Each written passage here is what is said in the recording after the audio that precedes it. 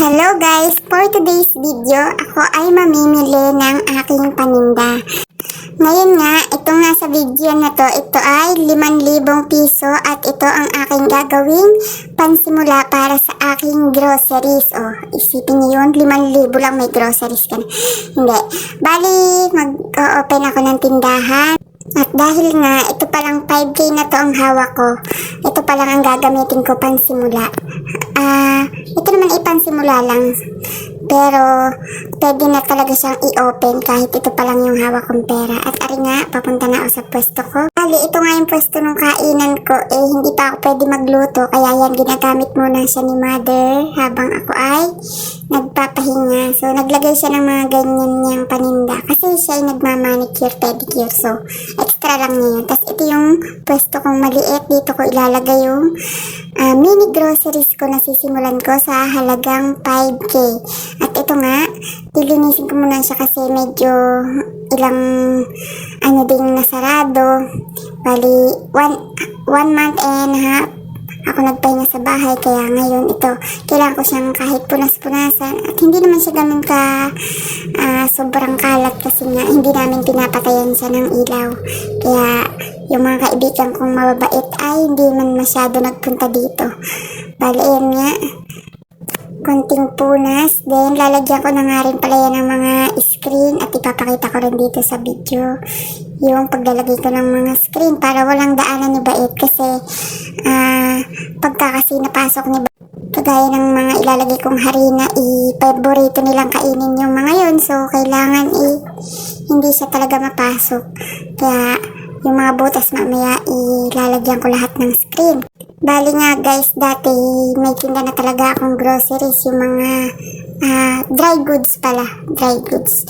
So, kagaya ng harina, asukal, mga ganyan, mantika, ayan yung mga tinitinda ko dati doon sa kabila. Bali ngayon, dito ko na siya ilalagay. Parang pinagpalit ko lang yung aking kainan at saka yung aking dry goods na paninda ng pwesto. Kasi dati doon talaga sa kabila yung dry goods ko. Tapos dito yung aking lutuan.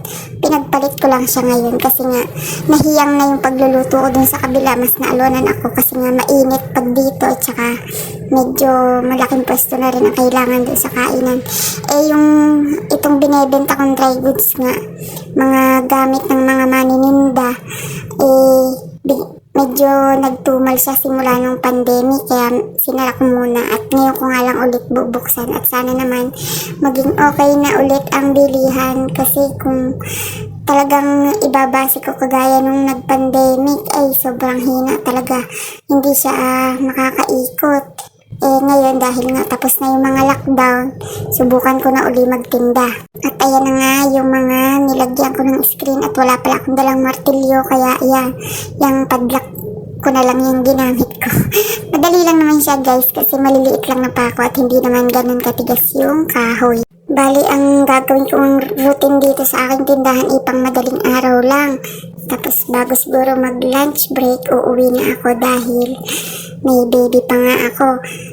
Bali, sana nga pumatok yung aking gagawin or paninda or gagawing business sa ngayon.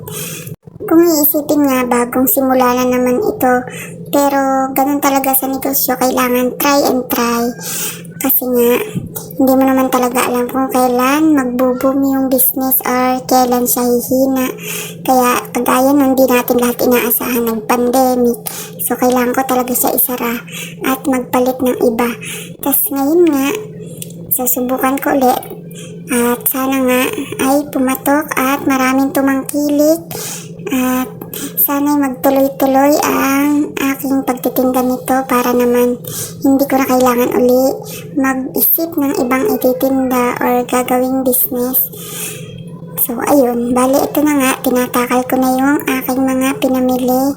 Bali, nakabili pala ako diyan ng 1 sack ng asin, half sack ng asukal, then 1 sack ng harina, 1 container na mantika, tapos yung 3 dosena ng debote. So, ayun, kahit ayun pa lang yung paninda ko, ay magsisimula na ako mag-open dahil maganda naman na siyang tingnan at ipapakita ko sa inyo ang itsura niya mamaya after ko magtakal nitong mga asukal and harina. Tapos ayan nga palang 1.5 na mantika ako na rin ang nagtakal kasi nga mas makakamura. Kumbaga, mas mababa kung sa container yung bibiling ko tapos ako na yung magtatakal. Kaya maibebenta ko rin siya ng mas mababa.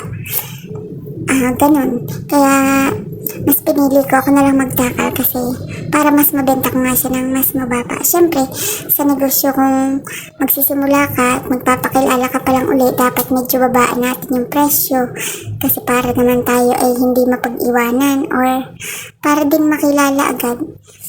At ayan na nga ang aking tinatakal na 1/4 na sugar. So, sa mga tindahan diyan, mura lang ang benta ko niyan. Yung kahit hindi naman siya sobrang dami pa yung tinda ko, bali ang presyo niya ay pang wholesaler ko ibinibigay para sa mga gusto retail. Yan, para pwede silang kumuha sa akin. Lalo nga kasi nag-uumpisa pa lang tayo, kailangan talaga natin makipagsabayan. At yun nga, sa susunod na video, ipapakita ko sa inyo ang magiging first day benta ko para naman malaman natin kung okay ba ang kinalabasan ng aking 5K puhunan for today's video. Tapos, eto na nga pala yun, yung halagang 5K. Ayan pa lang siya, guys. Ayan. So, ayan. Ang cute niya. At yan nga guys, ayan ang aking ibebenta para sa first day. So, konti pa lang siya. Pero go na yan guys. Yun lang. Salamat. Bye-bye.